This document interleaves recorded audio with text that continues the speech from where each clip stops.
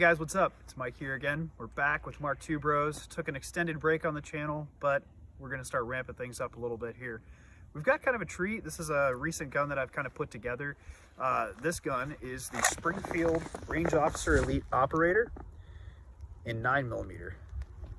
So government size 1911. I'm gonna do a little bit of shooting with it and we'll get into some talking points, but I'm gonna run a drill real quick that's called the test. It's a very good measure of accuracy. It's 10 rounds at 10 yards in 10 seconds.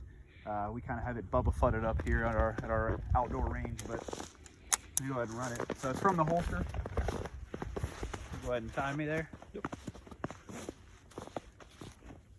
Shoot right? Yep. All right, stand by.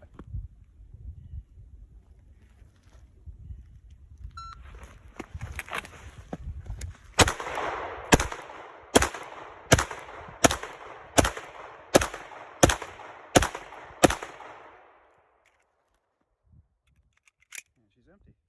Got a little bit of flyers out there. I was recently in an automobile accident and actually I believe I injured my pinky, so might account for some of those flyers, but we'll go ahead and go down and score this target here.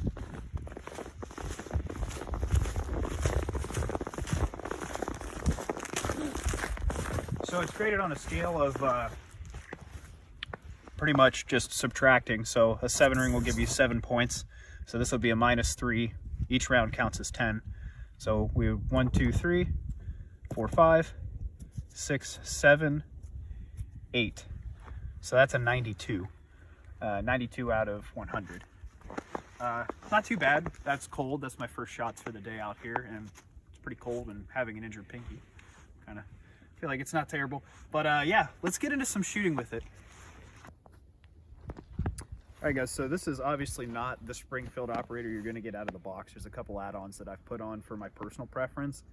I'm always a fan of weapon lights, and when it comes to just any gun in general, if I don't have a rail, in my personal opinion, I just don't buy it. But the X300U on here, this is an old model, so 600 lumens, but I do carry this gun, and I'm a big proponent of weapon lights. Not necessary, but it's more of like a luxury. I would prefer to have them. Moving back, we also have Holosun 507C. This is the old generation, the first gen. This is mounted on a Chambers Custom MRDS plate. This was actually milled out by Dave over at Defensive Creations. Great guy if you want any 1911 revolver work done. Dude knows his stuff. Fantastic guy and real personable, so check him out. We also have some rail scales, G10 grips. I personally like the texture on them, and they don't look half bad either. And then I have a Claudimus magwell and mainspring housing. So yeah, overall it's not a bad gun. I've been running all kinds of various mags. This is the Nighthawk 10-round mags. These run pretty well. I've got a couple other magazines here that we can check out. I believe I have Wilson Combat, which is what I also shot the starting test with there. And we have the Dawson mag that we can check out too. But just kind of a word-of-mouth report. They all tend to feed really well in this gun, so you're not going to really have an issue finding mags. So just going to do just a little plinking here. I got 5 rounds in this and then 5 rounds in the other mag. Ammo's kind of expensive right now. We're going to actually set up a Patreon, so plug there if you guys want to check us out. We're going to set that up. I'll put the link in the description. But I know everybody's struggling, so we're going to kind of conserve ammo.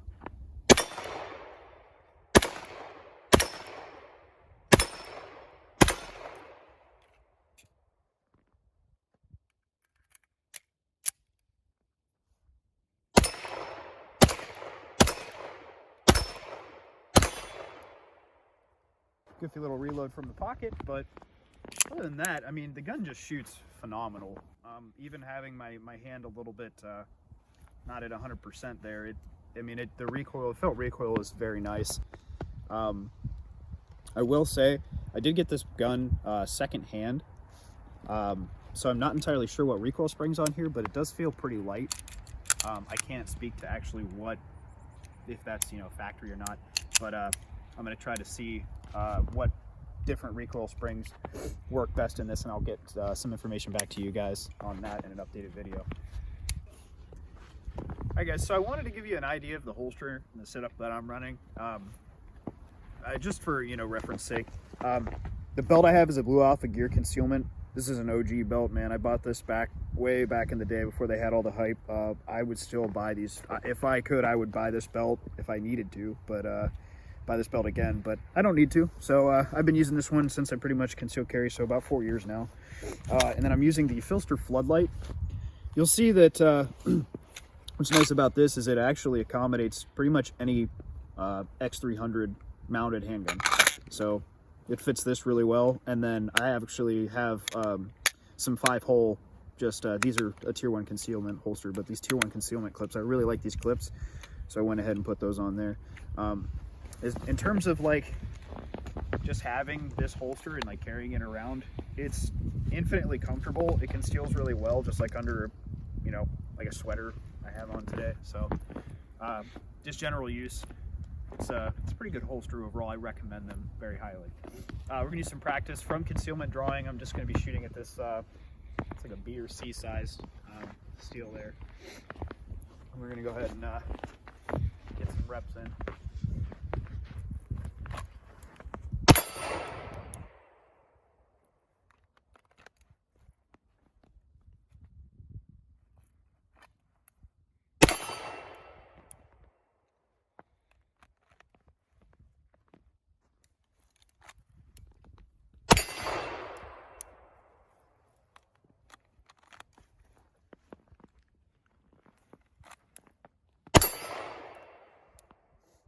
A lot of people like to say, oh, well, 1911 is scary, single action only gun, have to rely on a safety, all that stuff. I've been carrying this now for about a month. I've really had no issues with it. If you actually think about the way the gun is designed and everything, it's pretty safe. It's a relatively safe gun to carry. I've never really had any issue with Glocks. I mean, those things have internal safeties and such, but when it comes down to it, the argument is really just about appendix in general. You can carry whatever gun you want at that position. So I personally have had no issues switching over back and forth between my striker fired guns and this.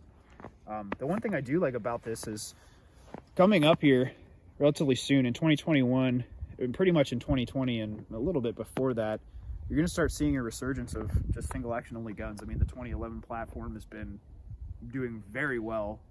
The staccatos specifically have been just kind of proliferated a lot, and the resurgence of the 1911 single action style guns it's definitely coming back. And the great thing about something like this is with the administration currently, you never know when they're just going to enforce a 10-round mag ban. So if you have a gun that holds over 10 rounds, you're not going to be able to carry it. And being able to have something that's still a viable option, I mean, this has a light, a dot, and it holds 10 rounds. I can +1 it for 11, but this is going to pass that ban if they do place that in. So that is also something to consider. It's the same thing with 45 ACP guns. But yeah, I mean, if you're a, fantastic plastic type gun all the way through and through, switching over to one of these, you do have some mechanical advantages as well. I mean, the trigger is just designed better. It's a straight back pull instead of a fulcrum, so you're getting a mechanical advantage in your trigger pull. You're disturbing those sights when the actual shot breaks a ton less. It's very easy to be fast and accurate with this gun.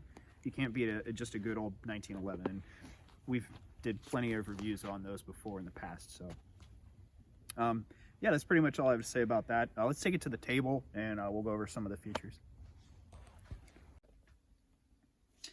Hey guys, so we're back here on the tabletop. Finish the shooting portion for you. Now we're going to dive into some of the features, and later on I'm going to do a takedown. The one thing I want to say about this specific model is that it is pretty loaded for the price you can get it. These can be had at right around $1,000, sometimes even cheaper. I picked this specific example up for $850 on the used market. It was well taken care of. It was an older gentleman who just kind of bought it to have as a another 1911 around. And ended up picking up off of him. He fired very little rounds through it. The total round count on this gun as it sits right now is right around 500. So that's enough to start talking about some of the points in terms of like features and stuff that I really enjoy on the gun, and then some of the negatives too as well. But overall, I mean, this is a very good option if you're looking for that 1911 right around $1,000. You can't go wrong with it in terms of a production 1911. So yeah, let's get into some of the features here. First off, the major thing that I want to talk about is the actual slide and frame. So they're both forged steel, which is super important because that's going to help increase your overall longevity, your lifetime of the gun. And it's going to help with durability as well. It makes them able to machine the material a lot easier. So they're getting better specifications out of this certain material. And on a molecular level, it's just a lot stronger. So yeah, they also have pretty much just cased the entirety of the gun in their black steel finish. This is a painted on finish. It's pretty durable. I've heard it equivalent to a little bit better than a Cerakote. So I prefer the all black look, and I really like this finish. It seems to be holding up pretty well. Drawing it out of a holster and everything, it doesn't seem to have a whole ton of holster wear out of a couple repetitions. So yeah, it's looking pretty nice overall. This comes with front serrations, most of the tactical stuff you'd find on an updated 1911, which is what I like about it. So you have the front cocking serrations. Believe it or not, once the hammer's actually back, it's pretty easy to do a press check on this if you're a press check kind of guy. I am personally, some people aren't, but that's always something I like to have coming from, the striker fired plastic guns that I was, kind of, I guess, growing up with. But go ahead and drop the mag too. I can clear it for you guys too. Just make sure. So we'll get these out of the way since they have ammo. All right, so we're good to go. It also comes with a rail. It's a pretty nice rail. It's just a standard T-slot, so it is going to be able to accept most of your standard lights. I like running the Surefire on 1911, specifically the government models. It gives it like that nice flush aesthetic. In terms of like standoff, it kind of sucks because I do like having a little bit of standoff for like close retention and stuff like that. But I mean, what you're getting with this is you're getting a 5-inch slide, so it's going to be hard to find a light that sticks out past that. So it's kind of a compromise. But I personally like it. It looks really nice, and they function well. Surefires are great lights, so that's just me. And I'm a pretty big streamlight guy, so to depart from that on this specific platform, I think it's worth it. Yeah, moving forward, I also love the trigger on this. This is Springfield Speed Trigger. It's actually really well designed, and it's done pretty nicely. It's a light trigger, so we can actually go ahead and demonstrate that now. There's actually, if I truly pull it, there should be just a take up. There's a slight bit of creep, which you might be able to demonstrate. Nope. Let's see if I can get it again. You have to really feel out the trigger to get it. There's the creep. There's the break. So it's a nice trigger, super light, and it's really even hard to notice that creep sometimes when you're running it a little bit faster. But if you're really feeling that trigger out for precision shots, it is there. I personally really like the trigger. Like I said, very light, very crisp. And in terms of like actual mechanical ability, the 1911, 2011 pattern guns just have it easier. It is a straight back pull. I mean, you can see how the trigger travels. It's straight back. You're going to dip those sights a ton less than, say, like, there's a Glock 19 right here. This is like on a Fulcrum. Most dudes will try to pull it down towards the bottom to get as little as they can in terms of like deviation on the sights.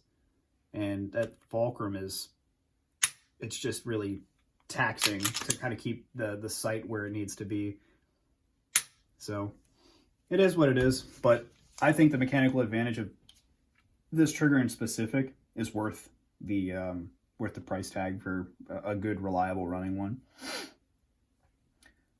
This has a ambidextrous safety, so I like it. It's a fair size. It's not obnoxious, and it's not super small either. It is an updated size, but it actuates very nice. It's very tactile and audible, which is always super nice. I like that a lot. There's not a ton to say about it. You either love ambi safeties or you hate them. Some guys hate them just because of the fact that it hits the knuckle on the trigger finger when you index, or even if you're shooting, if you have some fatter hands, it'll kind of rub that knuckle. I personally don't have enough meat on my knuckles up here to worry about it. It doesn't bother me. And then some dudes just hate them purely from an aesthetic standpoint. Pros and cons to both. I just like to be able to actuate the selector the proper way that it should be with my weak hand. Yeah, I could still use my knuckle on my index, but it's a lot. I have to kind of break my grip to do that sometimes. I'm sure if you trained it, you could figure out a way to do it without it. But I don't know. I think actuating that safety from a weak hand, especially if this hand is out of the fight, that's going to be crucial. So it's just nice. I think on like a nice duty tactical pistol, that's important to have.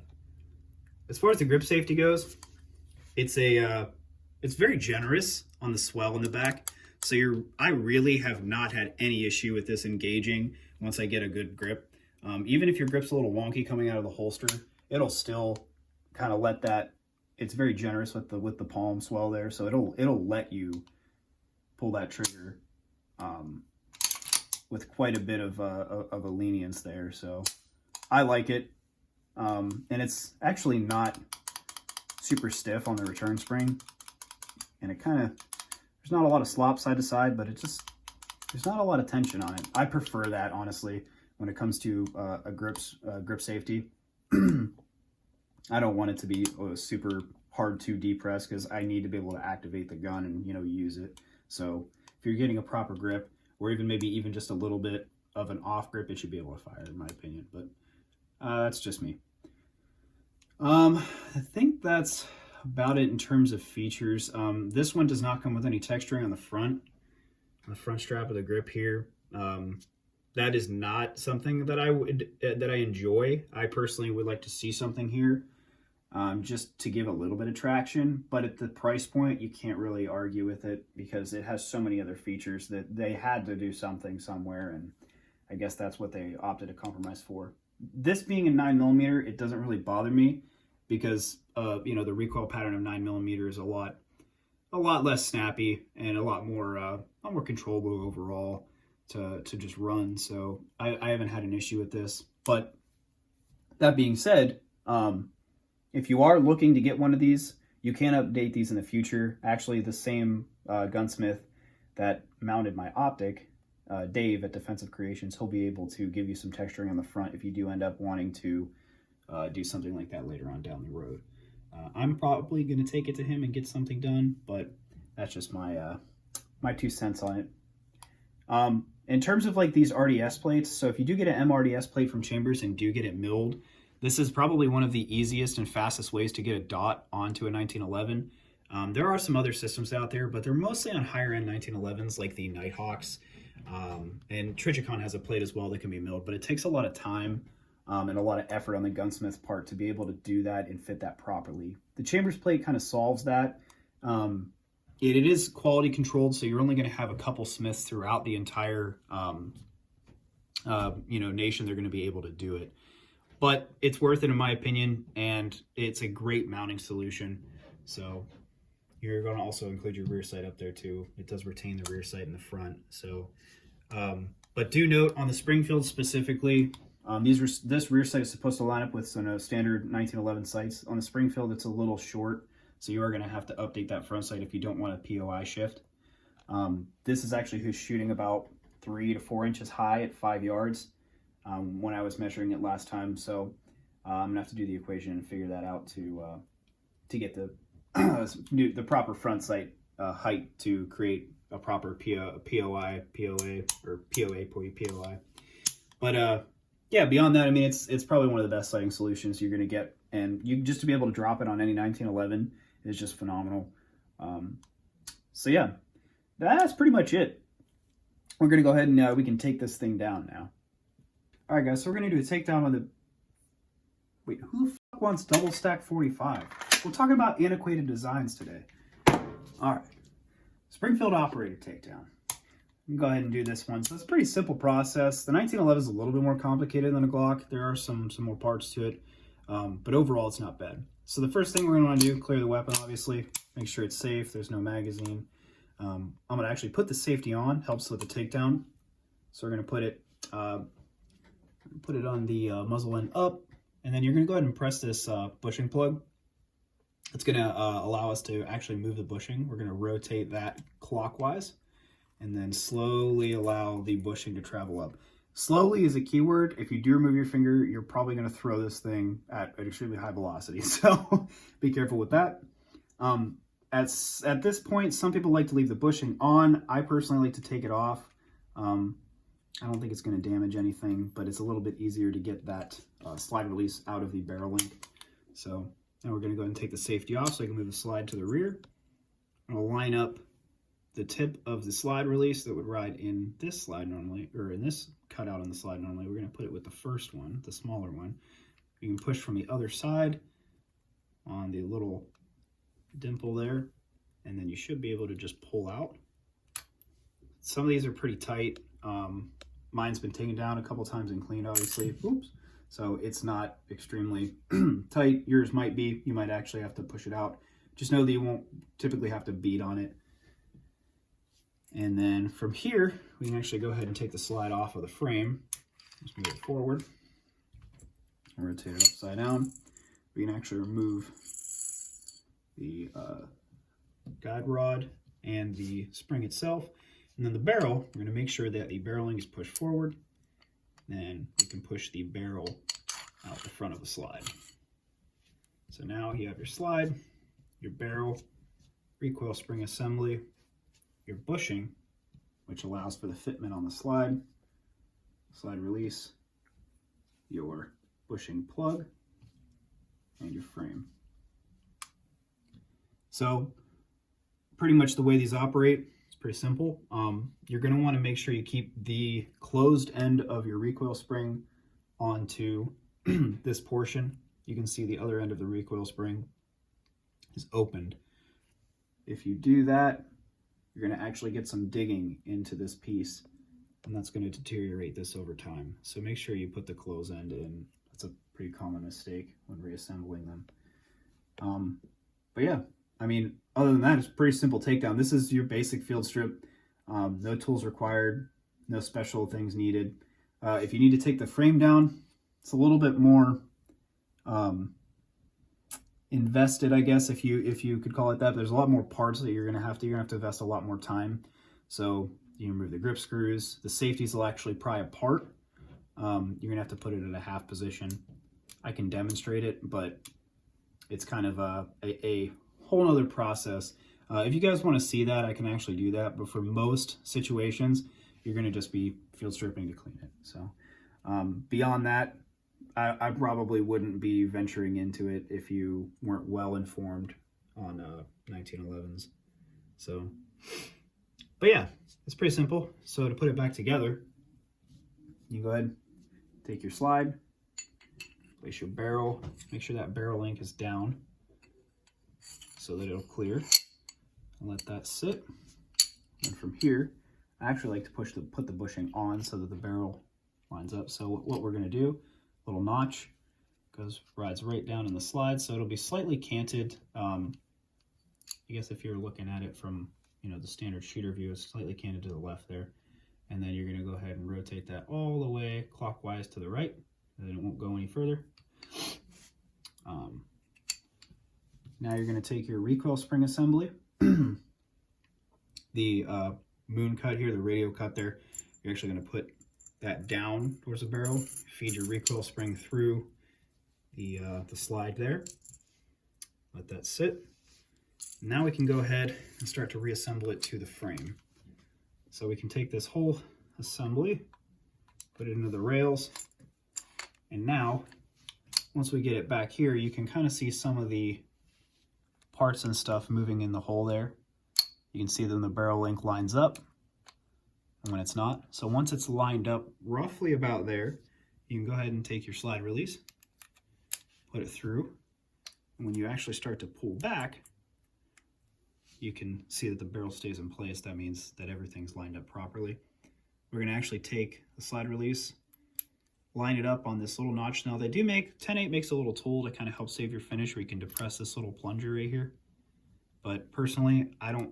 There's a kind of a radial cut here that allows you to kind of guide it in. So what I like to do, we'll put it on the workbench flat. I like to kind of just press down and up at the same time, and it should just slip right in, and then you can see it. So now from there, just gonna push the slide all the way back forward, put it on safe. Take your bushing plug, push all the way down, being careful not to let go of that too early. And now you can line your bushing up with it. And check for function. Everything's good. So that's pretty much it. It's a pretty simple process on the 1911 Takedown. This will work for most bushing barrel model 1911s. Pretty straightforward.